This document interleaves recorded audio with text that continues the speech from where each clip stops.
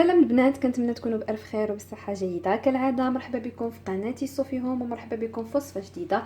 وصفة اليوم هي عبارة عن فطائر العش بحشوة اقتصادية ولذيذة في نفس الوقت، وعجين هائل ما كيحتاج لا دليك لا والو، وكيجي قطني كيف ما كتلاحظوا. ما نطولش عليكم وندوزو المكونات. بالنسبه لمكونات العجين فكنحتاجو 3 الكؤوس ديال الدقيق الابيض اولا الدقيق فورس، نوعيه ممتازه اللي سبق ليا وغربلتها كالعاده. نفس الكاس اللي عبرت به الدقيق الابيض هو نفسه اللي عبرت به كاس ديال الفينو اولا سبيسيال كيف ما كتلاحظوا. غنحتاجو معلقه صغيره ديال السكر حبيبات، شويه الملح بالطبع لتصحيح الذوق، معلقه كبيره ديال خميره الخبز اولا الخميره الفوريه على حسب شنو عندكم. غنحتاجو الكيس ديال الخميره الكيميائيه من وزن 7 غرام.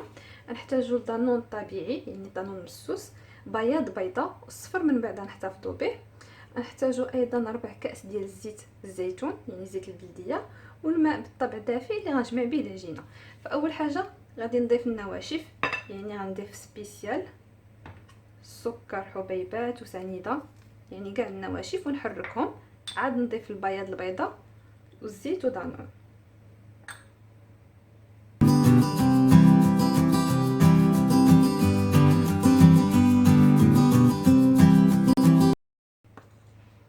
من بعد ما ندمجو ديال المكونات يعني النواشف كامله، تحريكه خفيفه ماشي شي حاجه. غادي نضيف الزيت. ضروري ان البيض يكون في درجه حراره المطبخ، يعني ما تكونش بارده، تكون سبق لكم وخرجتوها من الثلاجه هكذا باش كتجينا عجينه مزيانه. الصفر نحتفظوا به لاننا مازال نحتاجوه. غنضيف الدانون طبيعي، صراحه كيضيف لها واحد النكهه لذيذه بزاف، وكتجي واحد العجينه اللي قطنيه. غنخلط هاد المكونات كاملين وعندي الماء دافي، من بعد غادي نجمعهم.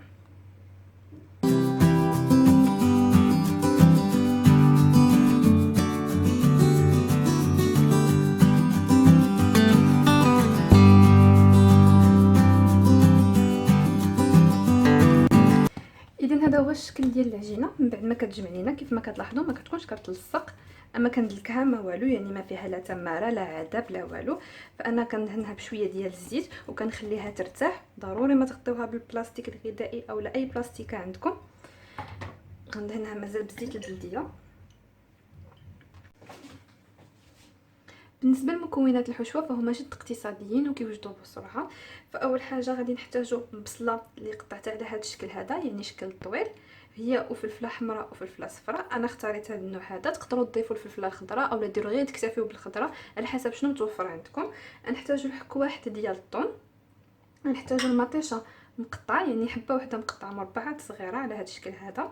بالنسبه للتوابل فغادي نحتاجوا معلقه صغيره ديال الهريسه كتبقى اختياريه. نحتاجوا الفلفل الاسود اولا البزار، نحتاجوا التحميره، ونحتاجوا الملحه. فاول حاجه غادي نوضع المقله ديالي، نوضع عليها الزيت، كميه من الزيت اللي غادي تشحر فيها اولا غادي تعسل، يعني نخليوها حتى تطيح فوق نار هادئه وتعسل لينا مزيان. عاد باش نضيفوا ليها مطيشه.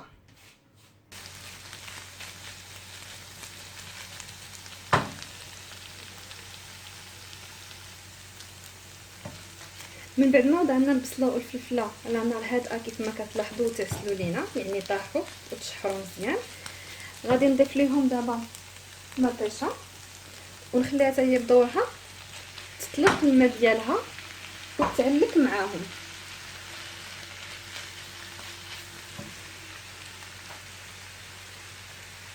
غنضيف في نفس الوقت تحميره وفلفل اسود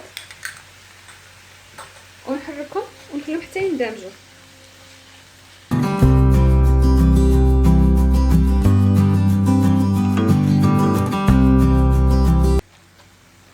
من بعد ما اندمجت لينا مطيشه مع الفلفله والبصله كيف ما كتلاحظوا فهي كتجي معلكه.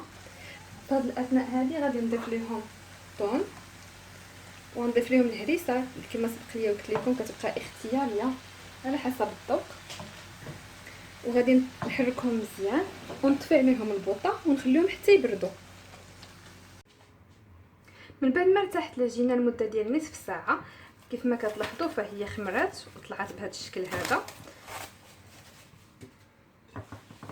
غنحاول نفرغها من الهواء بهذه الطريقه هذه.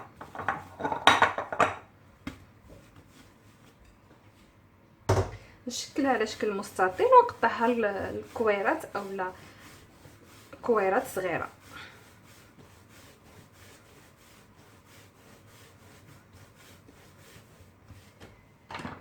نحاولوا انهم يكونوا متساويين.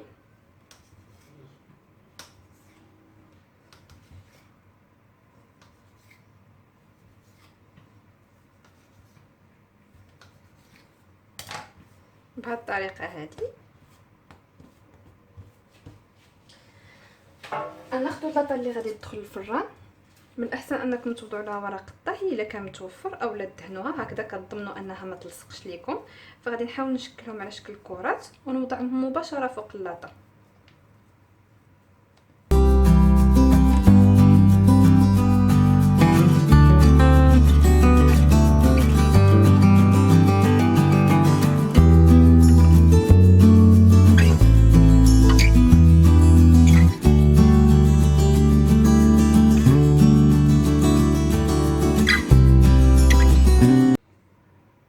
من بعد ما انتهيت من تشكيل الكرات فمباشره غادي ناخذ شي كاس. عندي هنا الدقيق، غنحاولوا ندخلوا الكاس يعني في الدقيق بهذا الشكل هذا، وغادي نضغطوا مباشره في وسط الكره حتى تكون لينا اولا تشكل لينا بحال عشيش. هذا هو الغرض منها بهذه الطريقه هذه. كيف ما كتلاحظوا غنقوم بنفس العمليه، فهي عمليه سهله لكاع الكرات بهذه الطريقه هذه. نحاولوا نضغطوا مزيان.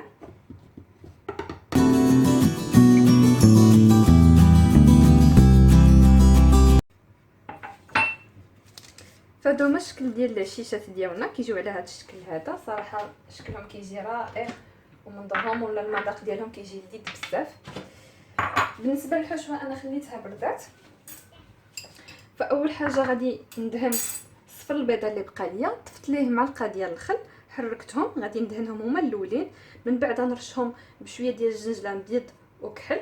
كيبقى اختياري واش متوفر عندكم ولا لا. انا دائما كناخذ واحد الكميه وكنخليها وكنخدم بها مرات عديده، وصراحه كيعطيهم منظر رائع.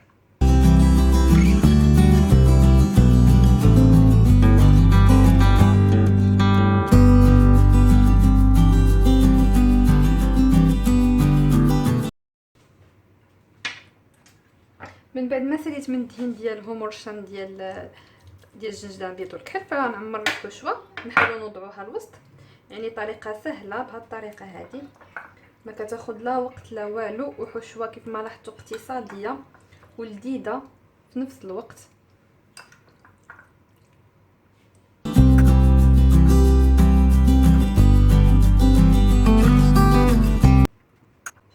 من بعد ما انتهيت من التعمار ديالهم فغادي نزينهم بشويه ديال الفرماج محكوك، كيبقى اختياري هو والزيتون على حسب شنو متوفر عندكم. دائما التزيين كيبقى على حسب شنو متوفر عندكم.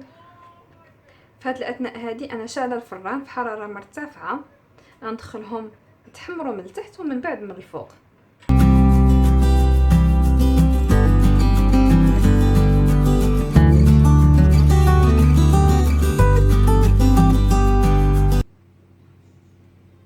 من بعد ما تحمروا الفطائر العش كيجيو على هذا الشكل هذا. صراحه منظرهم رائع، وحتى المذاق كنأكد لكم انه لذيذ بزاف. والحشوه كيف ما لاحظتوا اقتصاديه، ما كتاخذش كاع المواد، وفي نفس الوقت العجينه هائله قطنيه ولذيذه بزاف كيف ما كتلاحظوا. فكنتمنى وصفه اليوم تنال اعجابكم وتجربوها، وما ترددوش تبارطاجيوها مع الاحباب والاصحاب. وكالعاده كنذكركم اللي باقي ما اشتركش ما تنساوش الضغط على زر الاشتراك، وما تنساوش تفعلوا الجرس. والى اللقاء.